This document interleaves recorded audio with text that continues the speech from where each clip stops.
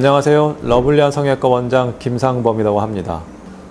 경력은 한 20년 정도 가까이 됐고요. 생각해보니. 그 다음에 제가 주로 하고 있는 수술 파트는 가슴 성형하고 눈 성형을 주로 하고 있습니다.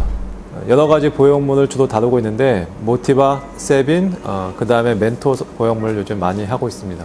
일단은 가슴 성형과 눈 성형이 주로 제가 하는 수술이긴 하지만 뭐 추가로 좀 요즘에 하고 있는 수술이라고 한다면 내시경 이마 거상을 좀 하고 있는 중입니다.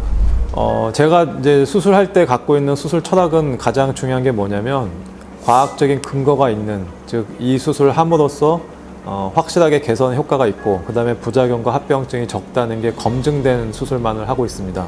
검증이 완전치 않은 수술은 시행을 하지 않고 어느 정도 시행 횟수나 경과가 많아서 제가 자신 있게 그 결과를 갖다가 과학적으로 믿고 검증할 수 있는 수술만 시행하는 것을 제 철학으로 삼고 있습니다.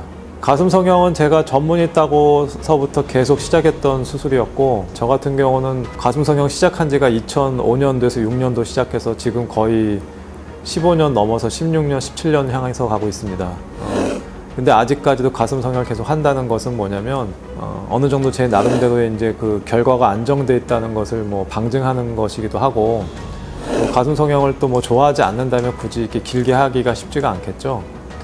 되게 가슴 성형 같은 경우는 초반에 이제 진입을 하긴 하는데 부작용과 합병증이 많이 생기기 때문에 그 과정에서 의사가 대개는 절망을 한다든지 아니면 환자의 관계가 좀 원만하지 않아서 중도에 포기하는 경우가 대단히 많습니다. 그리고 신생병원이 이제 가슴 성형을 한다고 해서 갑자기 확 인기를 끄는 경우에도 대개 한 3, 4년 정도 지나가게 되면은 갑자기 잘 되던 병원이 갑자기 폐업하는 등의 경우도 많이 보게 되는데 수술하는 거는 쉽지만 그 뒷감당이 힘든 것이 대표적인 경우가 가슴 성형에 해당한다고 할 수 있고요.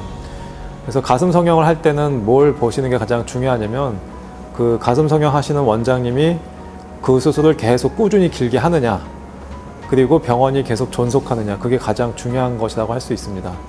대개 가슴 성형 하신다고 하는 분들은 많지만 진입해서 뭐 3, 4년 정도 지나가면 중도에 그만두시는 분이 되게 많습니다. 저 같은 경우는 뭐 제가 가슴 성형 자체를 놓은 적은 한 번도 없었고 뭐 유치하게 얘기하면 뭐 제가 먹고 사는데 가장 큰 도움을 준 성형이기도 하기 때문에 저는 아직까지도 가슴 성형을 주로 하는 것에 대해서 만족하면서 생활하고 있습니다. 뭐 단도직입적으로 얘기를 하면 부작용과 합병증의 비율 자체가 낮아야지 이게 가능하거든요. 제 환자 중에 뭐 100명을 기준하면 재수술 하시는 분이 70명이고 처음 하시는 분은 한 30%밖에 안 되시거든요. 주로 저는 이제 재수술 쪽에 더 관심도 많고 재수술 하시는 분을 이제 더 주로 많이 하려고 합니다. 그 이유는 뭐냐면 아무래도 이제 그 처음 수술하는 거는 가슴이라는 게 별로 힘들진 않거든요. 근데 가슴 성형이 힘든 거는 처음 수술한 게 잘못됐을 경우에 다시 하는 게 대단히 힘듭니다. 뭐 모든 수술이 마찬가지겠지만 특히 재수술이 힘든 거는 가슴 성형이라고 할 수 있고 한번 뭐 구형 구축이 되신 분들은 또 되시는 경우도 많기 때문에 어찌어찌 하다가 제가 뭐 가슴 성형을 주로 하게 됐고 그 중에서 하필이면 가장 골치 아픈 재수술을 주로 하게 됐는지는 저도 잘 뭐 정확하게 이유는 알 수 없는데 타 병원에서 하신 분이 결과가 안 좋았는데 제가 다시 해서 좋은 결과를 만들게 되면은 저도 나름대로 뿌듯하기 때문에 그래서 뭐 재수술을 더 주로 많이 하고 있는 중입니다.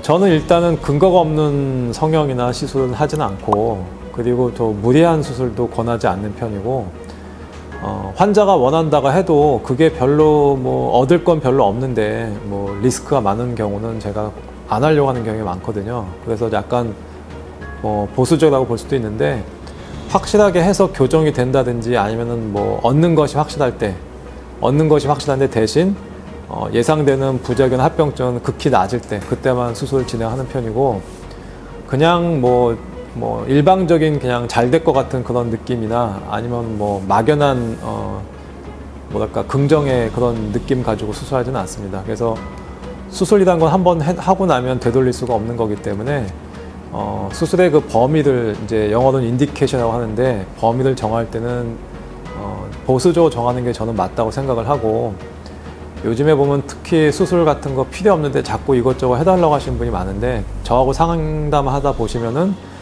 제가 생각보다 많이 좀 거절하는 경우가 많아서 뭐 당황하신 분들도 꽤 있고 하지만 그게 뭐 제 생각이 틀렸다고 생각하지는 않고 수술 많이 권하는 것보다는 수술 많이 권하지 않는 의사가 더 좋은 의사라고 제가 생각하고 있습니다.